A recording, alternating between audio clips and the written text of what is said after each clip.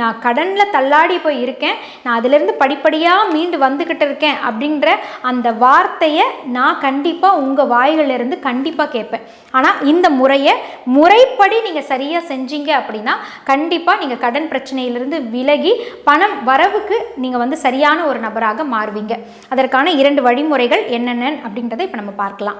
முதல்ல கடன் குறைவதற்கான வழிமுறையை பார்த்துருவோம். ஏன்னா நெகட்டிவான விஷயத்தை நம்மக்கிட்டேருந்து எடுத்துட்டோன்னு வைங்களேன், பாசிட்டிவான விஷயம் தானாகவே நம்மக்கிட்ட சேர ஆரம்பிக்கும். என்னதான் நம்ம கடனை அடைக்கிறதுக்கு ரொம்ப ரொம்ப ரொம்ப ரொம்ப உழைச்சாலுமே அது அந்த வட்டியை கட்டுறதுக்கே நமக்கு சரியாக இருக்கும். அசலை எப்போ அடைப்போம் அப்படின்னு கேள்வி கேட்டால் அந்த கேள்விக்கு பதிலே இருக்காது. இந்த கேள்வி கேட்கறதுனாலே வீட்டில் கணவன் மனைவிக்கிடையே நிறைய பிரச்சனைகள் கூட வருவதற்கான வாய்ப்புகள் அமைஞ்சிருக்கும். ஸோ இதெல்லாமே போக்கணும் அப்படின்னா முதல்ல நம்ம கடன் பிரச்சனையிலிருந்து படிப்படியாக நம்ம விலக ஆரம்பிக்கணும். இந்த கடன் உங்களை விட்டு விலகிறதுக்கு உங்ககிட்ட இருந்து படிப்படியாக குறைவதற்கான ஒரு வழிமுறை என்ன அப்படின்னா கல்லுப்புங்க.